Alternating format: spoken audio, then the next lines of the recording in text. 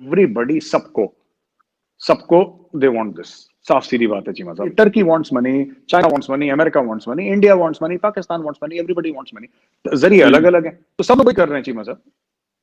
ये मेरा ख्याल है कि आपकी बात सही है मेजर साहब के। देखें, अभी ये जो हम थोड़ा रिलीजियसली एंड आइडियोलॉजिकली चीजों को देखते हैं, अभी वो आपकी बात वाली सही है। आई एग्री विद यू कि ये जो जफियां है ना, ये चेकबुक की जफियां हैं।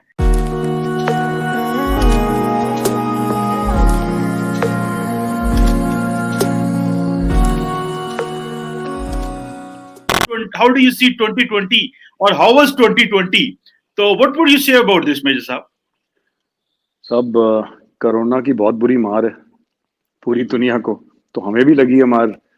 तो 2020 has been bad for a lot of reasons. It has been bad for the common man, आम आदमी के लिए, चाहे इंडिया में ले लें चीमा साहब, पाकिस्तान में ले लें, कहीं भी ले लें, तो अच्छा तो किसी के लिए भी नहीं रहा 2020। अगर मैं ये बोलूं आपको, हमारे लिए मिलिटरीली थोड़ा सा अच्छा रहा। इसलिए अच्छा रहा कि जो चाइना ने ईस्ट लद्दाख में करा, आई थिंक वो हो गया एक बार, तो अच्छा हुआ उससे। क्योंकि हर समय ये होता था, कभी हम चाइना के अंदर घुस जाते थे, कभी चाइना हमारे यहाँ, वो पेट्रोलिंग चलती थी। Because line of actual control Cheema साहब तकरीबन 3500 किलोमीटर की है, गिव और टेक अ फ्यू, 3500 किलोमीटर की है मोटा मोटी, but it is never been fully demarcated. तो हर समय ये प्रॉब्लम रहती थी कि ये चाइनीज टेरिटरी, इंडियन टेरिटरी। फिर वो आते थे, झंडा दिखाते थे, गोलियां वोलियां तो चली नहीं थी। अच्छा, गोलियां आज तक नहीं चली, इतने बंदे चले गए लेकिन गोलियां नहीं चली अभी तक, है ना। आफ्टर गलवान क्लैश हुआ, there has been a hardening of position between India and China, and there has been a hardening of positions worldwide. दुनिया में भी जो एक पोस्चर आया है हल्का सा, अगर आप देखें चेंज, तो मैं ये नहीं कह रहा कि इस कोई कॉन्क्रीट ग्राउंड पे किसी ने अटैक ही कर दिया, ऐसा नहीं है, ऐसा होता भी नहीं है। लेकिन एक आप देखेंगे कि अमेरिका का, यूरोप का, काफी और कंट्रीज का, ऑस्ट्रेलिया का, जापान का, जो जिसको हम क्वाड कहते हैं, it has seen hardening of postures. अगर देखा जाए, गो के डायरेक्ट कोई फाइट नहीं है, लेकिन जो एक कंपटीशन था रीजन में वो बढ़ गया। Isn't it challenging for India? Yes, and it is certainly challenging and it's a good challenge. देखिए, जब आप लोहे को आग में डालेंगे तभी तो स्टील बनेगा। वो चाइना का आप देखिए ना, व्लादिवोस्टॉक में भी चाइना ने बोला ये भी व्लादिवोस्टॉक भी हमारा है। तो मैं अक्सर ये बात कहता हूं, एंड आई से it with a lot of humour, and people should see the humour in this. China is the only country in the world with 14 neighbors and land disputes with 22 countries. We certainly know how to defend our territory. और आप देखिए ना, मैं आपको बताता हूँ, we have significant investments in Nepal, Cheema साहब. We have significant investments in Africa, in Afghanistan, in Sri Lanka. कोई एक जगह बता दीजिए जहां पे इंडिया ने हन्नटोटा टाइप का कोई एक्शन लिया हो कि जी हम आपको पैसा देंगे, अगर आप नहीं दे पाए तो 99 साल के लिए अंदर। We have not done anywhere. हमने अफगानियों से, जो हमने पार्लियामेंट बनाई अफगानिस्तान में, हमने सड़कें बनाई, डैम बनाए, लाइब्रेरी बनाई, यूनिवर्सिटी पे काम चल रहा है, 10 चीजें कर। हमने तो कभी ये नहीं बोला कि आप ना हमें कि ये तुम पैसा नहीं दे पाए ना, अब ठीक है, ये काबुल का ये हिस्सा हमारा 99 साल के लिए। We are simply not interested. हमारा इंटरेस्ट कुछ और है। हमारे जो स्ट्रेटेजिक इंटरेस्ट है इंडिया के, those are something totally different. Because दुनिया अपने हिसाब से, अपने प्रिज्म के हिसाब से देखती है ना चीमा साहब, कि हमें ये चाहिए, हम तो इंडिया को भी यही चाहिए होगा। लेकिन वैसे तो ये चीज है, एक बात है इसी में, आपको और आपकी इन्वेस्टमेंट और चाइनीज इन्वेस्टमेंट में फर्क है। आपकी इन्वेस्टमेंट है कि for the sake of good, for the sake of soft image.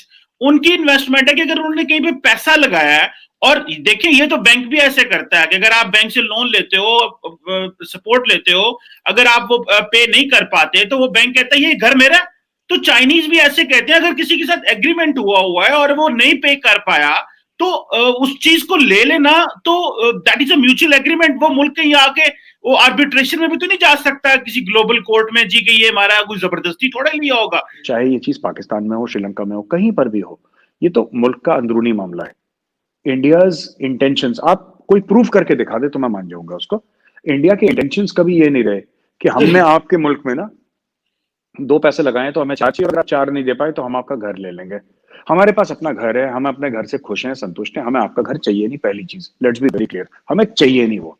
हमें श्रीलंका में 1 इंच जमीन नहीं चाहिए। हाँ, इन्वेस्टमेंट करेंगे अपने। We are more into influence operations. How can you influence the people? We are not into कि ये जमीन ले लो, ठीक है। चाइना का एक अपनी पॉलिसी है, चाइना को अपनी पॉलिसी मुबारक, हमारी एक अपनी policy, and we are very clear about it from day one. हमें ये काम करना ही नहीं है। हमें किसी के सामने प्रेडेटरी नहीं देखना, हमने किसी के सामने ये नहीं देखना कि है। और इंडिया ने कितने हजार साल हो गए, हमने कभी नहीं करा, हम लोग कभी बाहर नहीं देखा कि हम ये तलवार लेकर घोड़े लेकर हम किसी का सर कलम कर दें, मार दें उसको कि ये हिंदुस्तान हो गया। आप इंडियन टेम्पल्स, आपको हिंदू टेम्पल्स दिखाई देंगे थाईलैंड में। आपको पता है जो ओरिजिनल थाईलैंड की कैपिटल थी बैंकॉक के आगे, उसका नाम अयोध्या था। अभी भी अगर आप थाईलैंड के रिकॉर्ड्स में जाके देखें, आप गूगल में चेक करिए, अयोध्या, अयोध्या है जहां पे प्रभु श्री राम पैदा हुए, तो वो अयोध्या है जहां पे ना इंडिया में, तो वहां पे भी अयोध्या है। वहां के किंग को अभी भी जो फॉर्मल टाइटल है थाईलैंड के किंग का, he is called Lord Rama, because वो कहते हैं कि हम प्रभु श्री राम के वंशज हैं। थाईलैंड का किंग है, वो कहता है कि हम, उनका नाम है लॉर्ड रामा, आप देखिए उनका ऑफिशियल। सिमिलरली इंडोनेशिया में बाली में आपको हिंदू टेम्पल्स दिखेंगे, पर वहां पे हिंदुओं ने राज नहीं करा कभी, मतलब इन द सेंस कि इंडिया से जो गए और वहां पे किसी को, तो वो हमारा नेचर ऐसा नहीं है। We don't mean harm to anybody. Afghanistan में भी जो हम कर रहे हैं सब, एंड अफगानिस्तान में we will keep on investing, we will simply keep on investing in Afghanistan. हम और उनकी यूनिवर्सिटीज बनाएंगे, और उनके स्कूल्स बनाएंगे, और उनके एयरपोर्ट्स बनाएंगे, डैम बनाएंगे, और कंस्ट्रक्शन का काम करता रहेगा। लेकिन कोई अफगानियों से ये नहीं पूछने वाला कि साहब मतलब आपने ये कर दिया तो सब लाओ इधर, वो नहीं होगा। 370 जाएगा, क्योंकि जैसे इमरान खान साहब ने बोला हमें तो पता ही नहीं था। अरे पता नहीं था, बीजेपी के मैनिफेस्टो में लिखा है भाई। मोदी साहब की स्पीचेस हैं कि जी हम आएंगे करेंगे। यहां पे फारूक अब्दुल्ला साहब ने अपना ब्लड प्रेशर बढ़ा लिया कि मोदी 10 बार इक्तदार में आ जाए, 10 बार गवर्नमेंट बना ले, वो कर नहीं पाएगा। एक दिन सवेरे हम लोग बैठे थे स्टूडियो में, हमें बोला कि साहब आप स्टूडियो आ सकते हैं, कोई अर्जेंट ब्रेकिंग हो सकती है। ये 5 अगस्त की बात है 2019। तो मैं घर पे था, मैंने बोला आ जाता हूं। मैं गया, पहुंच गया स्टूडियो, कि sir Amit Shah will go live from parliament. मैं बोला मेरा क्या लेना देना है यार अमित शाह से, Amit Shah will go live, he is the home minister, हमें तो वो कुछ बात करेंगे फिर इंटरनल अफेयर्स की। मेरा तो कह रहा सर आप, हो सकता है कुछ भी हो सकता है, बैठ जाओ। तो हम बैठ गए। अमित शाह ने बोला, गए, 5-6 मिनट की स्पीच थी उनकी। उन्होंने बोला मित्रों आज से 370-35 से नहीं रहेगा, नहीं रहेगा, खत्म हो गया। हल्ला हुआ पार्लियामेंट में, बड़ा हुआ, कहानी खत्म हुई, it's not coming back, end of story, end of story. Joe Biden, Kamala Harris अपने सर पे खड़े होकर भंगड़ा कर दें, ये नहीं आ रहा वापस, आप नहीं कर सकते। जितनी जल्दी दुनिया भूल जाए उतना अच्छा है, क्योंकि इंडिया नहीं जा रहा वापस, ये नहीं होगा। और दूसरी चीज, एक और चीज ना चीमा साहब, ये लोग आउट ऑफ पावर और इन पावर अलग अलग बात करते हैं। कमला हैरिस ने क्या करा? कमला हैरिस ने बोला कश्मीर के बारे में, ये बारे में, वो बारे में। उसकी पहली स्पीच थी, उसमें 3 बार उसने इसराइल का नाम लिया कि हम सबसे बड़े सपोर्टर हैं जी इसराइल के, और यहां पे पाकिस्तानी पैसे दे रहे थे उसको। मुस्लिम्स फॉर बाइडेन का हैशटैग चला रहे थे, इतने $1 मिलियन दे दिए, उसने पैसे ले लिए। हम तो उसी ने वो करना है जो अमेरिकन, जो ओरिजिनल अमेरिकन डीप स्टेट है। ओरिजिनल तो अमेरिकन ही है ना डीप स्टेट, वो पाकिस्तानी इंडियन तो नहीं, ओरिजिनल तो अमेरिकन ही है। अमेरिकन डीप स्टेट में जो काम कराना है वो करेंगे। They can not go against America's interest. American interest जो भी है, जो 2021 में मुझे लगता है India will go into, there will be more radical reforms in India. Economic reforms हैं वो, और रेडिकल रिफॉर्म्स होंगे इंडिया में। क्योंकि फोकस इकोनॉमी है, जॉब क्रिएशन फोकस है। मुझे लगता है कि कोरोना से हम लोग जल्दी रिकवर करेंगे। अभी इंडिया में लोएस्ट कोरोना का पॉइंट पे हम आज पहुंच गए। आज सवेरे की न्यूज थी इंडिया में कि लोएस्ट केसेस अभी तक आए हैं जब से कोरोना की वबा आई है ना, तब से लोएस्ट है चीमा साहब। मलाबार एक्सरसाइजेस जो मैं अभी हुई हैं रिसेंटली, और जिसमें क्वाड भी था और सारी नेवीज में, क्योंकि खास करके इंडिया जो है वो उसकी एक इंडो पैसिफिक में अब उसकी एक पहचान भी काफी बन गई है। स्ट्रेटेजिक कमांड भी वहां पे बना दी गई, इंडो अमेरिकन ने भी उसका नाम इंडो पैसिफिक रख दिया। एक तो वो एक्सरसाइजेस भी हुई इधर, जिसमें क्वाड भी इस दफा शामिल था, लेकिन कोरोना के एसओपीज वो सारे चल रहे थे। इधर पाकिस्तान भी एक अमन एक्सरसाइजेस करवा रहा है फरवरी में, ये इसी साल, ये जो 2021 में, जिसमें तकरीबन काफी ममालिक आ रहे हैं, नेटो के काफी ममालिक आ रहे हैं, रशियंस आ रहे हैं, अमेरिकन आ रहे हैं, ईरानियंस आ रहे हैं। और ये कहा ये जा रहा है कि ये जो एक्सरसाइजेस है, अमन एक्सरसाइजेस है, बेसिकली तो ये वो एंटी पायरेसी और इन चीजों को के लिए हैं। लेकिन एक इसकी इंपॉर्टेंस इसलिए है कि रशियन मिलिट्री काफी देर के बाद नेटो के ममालिक के साथ दोबारा एक्सरसाइजेस करेगी। और दूसरी इंपॉर्टेंट चीज ये है कि इसमें दोस्त और दुश्मन सारे मिले हुए हैं, मतलब अमेरिकन, रशियन, ईरानियन सारे मिले हुए हैं।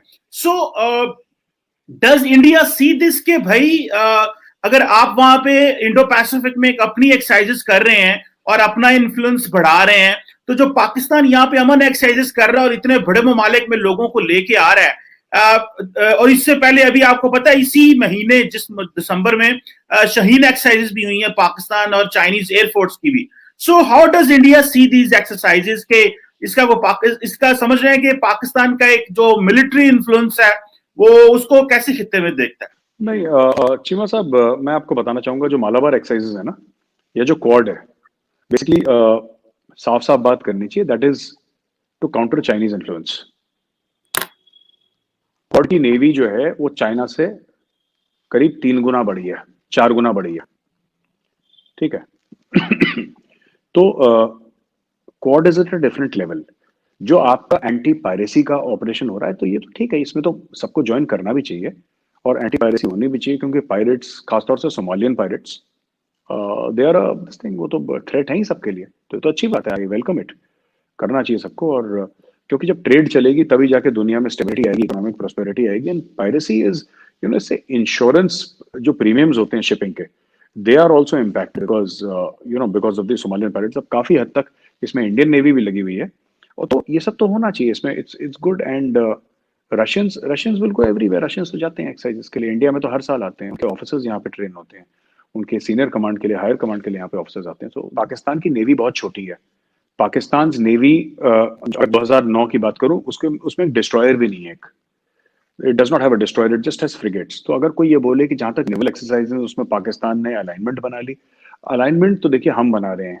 हमारा सेकंड एयरक्राफ्ट कैरियर आ रहा है, हम लोग थर्ड एयरक्राफ्ट कैरियर बनाने की बात कर रहे हैं, हम लोग 11 डिस्ट्रॉयर्स की बात कर रहे हैं, हम लोग न्यूक्लियर सबमरीन की बात कर रहे हैं. There are 34 ships in India which are being made in India, which are this thing, you know, we are talking to this F-18 Hornet, जो एयरक्राफ्ट कैरियर के लिए राफेल से बात हो रही है. तो एक अलग है. देखिए सर, क्वाड एक चीज है, राइट? क्वाड एक चीज है, बाकी एक चीज है. सो वी आर, देखिए, what India is seeking today is global influence. साथ में लेके चलना तो हम कर ही रहे हैं कई सालों से. हम लोग एक अलग चीज कर रहे हैं ना. देखिए, मैं आपको बताता हूँ इसके पीछे स्ट्रेटजी क्या थी. कि जो हमारी पहली जंग हुई पाकिस्तान के साथ, वो 1947-48 में हुई थी, मतलब, जो कि कश्मीर में थी, विच इज नॉर्थ. जाहिर सी बात है. 62 की जंग हुई चाइना में, वो ईस्ट में, नॉर्थ ईस्ट इस एरिया में हुई. 65 में जो पाकिस्तान के साथ जंग हुई चीमा साहब, वो you know that was in started off in Akhnoor in Jammu and Kashmir, Jammu area, not Kashmir but Jammu area, Akhnoor. और फिर उसके बाद कश्मीर में थोड़ा सा फैली, फिर अपने पंजाब की तरफ भी गई. ऑल दैट तमाशा happened. 71 east and west both, north also. Then Kargil महदूद रह गया एक छोटे से एरिया में ना, लद्दाख के एरिया में. कारगिल इज इन लद्दाख, सो लद्दाख के एरिया में महदूद होकर रह गया. जो भी हमारे यहाँ टेररिज्म हुई है, चाहे कश्मीर में हुई है, चाहे पंजाब में हुई है, कहीं भी हुई है, so all this is north east west, upward facing, ऊपर की तरफ फेस करके चल रहा है. लेकिन all the time the threat was below, the threat was from the seas. तो ये जो क्वाड है, इट इज वेरी इंपॉर्टेंट, क्योंकि चाइना का 35-40% जो ट्रेड है वो चाइना सी से जाता है, वो मलाक्का स्टेट से जाता है. China is not yet a military power, China is an economic super power. China को 10 साल लगेंगे, क्योंकि चाइना के पास एयरक्राफ्ट कैरियर कितने हैं? 1, 1.5, अब दूसरा नहीं आया उनका पूरी तरीके से. अमेरिका के पास 10, 11, 12 है न्यूक्लियर पार्ट, वो भी. तो मेरे कहने का मतलब ये है आपसे कि चाइना इज इकोनॉमिक, जो चाइना का जो सुपरस्टारडम है, if I can call that, it is leveraging on that to increase its military strength. जो कि कोई भी मुल्क करेगा, इंडिया भी कर रहा है, सब लोग करते हैं, चाइना भी कर रहा है, उसमें कोई गलत बात नहीं है. That's their own internal policy. मेरा ये कहना है चीमा साहब कि at the end of the day ना, everybody will try to exert influence. सब लोग कहते हैं what is in it for me, मेरे लिए इसमें क्या है. मुल्क अपने मफादात देखते हैं, इंडिया यहाँ पे अपना मफादात देख रहा है, और दूसरी तरफ इंडिया और भी चीजें कर रहा है. It is not just military can not survive with economics. तो आपने बोला ना कि पाकिस्तान ने अपने ऑप्शंस खोल दिए. देखिए, मैं एक छोटी सी बात कहता हूँ ना, मैं 1-2 पाकिस्तानी फ्रेंड्स को बोली तो उनको अच्छा नहीं लगा, तो मैं पहले ही माफी मांग लूं बोलने से पहले, कि कहीं आप बोलें कि जी.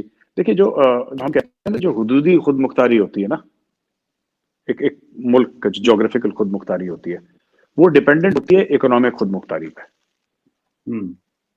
आप अग्री करेंगे सब कि military is something that a country has to be able to afford. China की अब मिलिट्री आंखें दिखा रही है, इतने साल तक तो सो रखी थी, क्यों? क्योंकि चाइना ने पहले अपनी इकोनॉमी डेवलप करी। अब इकोनॉमी चाइना की वर्ल्ड की सेकंड हो गई है, अब वो मिलिट्री से आंखें दिखा रहा है, पहले तो उसने आंखें नहीं दिखाई। 1979 में तो वियतनाम से हारा था चाइना, बहुत बुरी मार पड़ी थी। लेकिन क्या अभी हारेगा वियतनाम से? बिल्कुल नहीं हारेगा। Now it is become so big, right? तो वही मैं पाकिस्तान को भी कहता हूं कि सिर्फ ना फौज पे डिपेंडेंट होना, I think it will be mistake. चाहे इंडिया तो कभी डिपेंडेंट थी नहीं फौज पे इतना। तो मैं ये कह रहा था कि मालाबार एक्सरसाइज हो, अमन एक्सरसाइज हो, दोनों एक्सरसाइजेस चलनी चाहिए। और महदूद, मुझे नहीं लगता कि इंडिया रह गया महदूद, कि उसमें कंस्ट्रिक्ट हो गया, कि India is too big a country. America निगल नहीं पाएगा हमको। 130 करोड़ लोग हैं चीमा साहब, it can't swallow India. And the Indian navy and the Indian army, it's too big. मतलब 15-16 लाख बंदे हैं, मतलब नहीं, इट्स मेरे मैसिव। साथ I absolutely agree with you कि आपकी जो ज्योग्राफी है, आपकी जो ज्योग्राफिकल सॉवरेनिटी है, वो आपकी इकोनॉमिक सॉवरेनिटी से लिंक है। इसमें तो दो राय ही नहीं है। अगर हमारे पास इतनी बड़ी फौज है और इतने बड़े रिसोर्सेज है, इतना बड़ा मुल्क है, तो अगर इकोनॉमी अच्छी नहीं तो हम कैसे सरवाइव करेंगे? और इसीलिए पाकिस्तान बहुत ज्यादा इकोनॉमी पे ध्यान दे रहा है और हमें अपनी जो ऑप्शंस है ओपन करने की कोशिश कर रहे हैं, और बड़े डिफिकल्ट टाइम में ओपन करने की कोशिश कर रहे हैं। हम, आप देखें ना, मिडल ईस्ट में पूरे का पूरा इंडिपेंडेंट जाने की कोशिश कर रहे हैं, गो के हमें पता है कि हम वहां फंस सकते हैं। और क्योंकि हम सऊदीज को भी कह रहे हैं कि हम आपकी बात नहीं मानेंगे, कि हम जो आप हमें लेके चलो हम वो करने को तैयार नहीं है। हमने सऊदियों की बात ना यमन में मानी, ना कतर के साथ मानी, ना ईरान के न्यूक्लियर प्रोग्राम पे मानी। हमने उसके ऊपर आके अपना बैकलैश कश्मीर के ऊपर ले लिया। लेकिन हमने कहा भाई नहीं, अगर हमने इस तरह अगर बन गए तो ये तो हमें जो है ना, जो हमारी इकोनॉमी पहले ही कमजोर है, ये तो घुमाते रहेंगे ऐसे। सो हमने इतने बड़े अलायंस को, हम ये बात कर रहे हैं यहाँ पे कि पाकिस्तान और सऊदी अरब के ताल्लुकात में जो है वो तब्दीलियां आ रही हैं, वो बिल्कुल चेंज हो रहा है, नेचर चेंज हो रही है। लेकिन एक नई लेकिन ताल्लुकात इतने पुराने हैं कि वो उसमें वो दरार इतनी बड़ी नहीं पड़ेगी, लेकिन मामलात खराब हो रहे हैं। So economy is important, military power important है, लेकिन इकोनॉमी इज मोर इंपॉर्टेंट। आखिरी हकीकत क्या है? एक मौत है, एक पैसा है, दो ही तो हकीकत है दुनिया की, बाकी सब तो फ्रॉड है। एक तो मौत है जो आनी सबको है, और दूसरी चीमा साहब is cash. Cash is king. China से सब क्यों डर रहे हैं? क्योंकि चाइना के पास पैसा है। चाइना की मिलिट्री ऐसी तगड़ी नहीं, चाइना ने पिछले 50 सालों को लड़ाई भी नहीं जीती, बट चाइना के पास पैसा इतना है। Everybody wants to be friends with China, that is the only thing. सही तो अगर पाकिस्तान अपने आपको इंटरनली मजबूत कर ले, फाइनेंशियली मजबूत कर ले, करप्शन थोड़ा सा उसमें वो कर ले, और तो आपका तो कुछ, some of your manpower is world class. मेरा ये मानना है कि सिर्फ किसी को कहना कि हमारा मजहब एक है इसलिए आप कश्मीर में हमारी कोई भी पॉलिसी में कोई कथा नहीं है ऐसे कोई। और आप ये जो अभी क्या उसका बयान आ गया एर्दोगान का, एर्दुगुल गाजी का जो हीरो है अपना एर्दोगान, उसका क्या बयान आ गया? उसने बोला कि इजराइल के साथ हमें क्लोज डिप्लोमेटिक रिलेशंस बनानी चाहिए। क्यों? मैं आपको बता रहा हूं, ये कोई प्रेशर वाली बात नहीं। देखिए, एवरीबडी, सबको दे वांट दिस।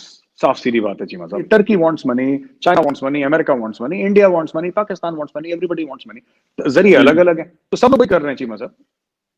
ये मेरा ख्याल है कि आपकी बात सही है मेजर साहब के। देखें, अभी ये जो हम थोड़ा रिलीजियसली एंड आइडियोलॉजिकली चीजों को देखते हैं, अभी वो आपकी बात वाली सही है। आई एग्री विद यू कि ये जो जफियां है ना, ये चेकबुक की जफियां हैं कि भाई मुझे वहां से ये मिल जाए और उसको वहां से मिल जाए, मुल्कों को वहां से मिल जाए। सो सारी बात है कि you must have something to sell. आपके पास कुछ तो ऐसा होना चाहिए। और मुस्लिम वर्ल्ड क्यों करके कश्मीर के ऊपर बात करेगी? ये पाकिस्तान का मसला बनता जा रहा है, क्योंकि दे आर मूविंग फॉरवर्ड। उन्होंने तो इसराइल को रिकॉग्नाइज कर लिया। हमारे हम तो यहाँ बहस भी नहीं कर सकते, क्योंकि बिकॉज ऑफ दी सर्कमस्टांसिस इतने यहाँ पे हार्श हैं कि हमारी जो पिछले 75 साल में इस जो फलस्तीन का और इसराइल का मसला, हमने इसको ज्यूइश मुस्लिम मसला बना दिया है। हालांकि इसको आप जो है ना, एक इसराइली फलस्तीनी मसला होता तो शायद ज्यादा बेहतर होता, ना कि ज्यूइश मुस्लिम मसला होता।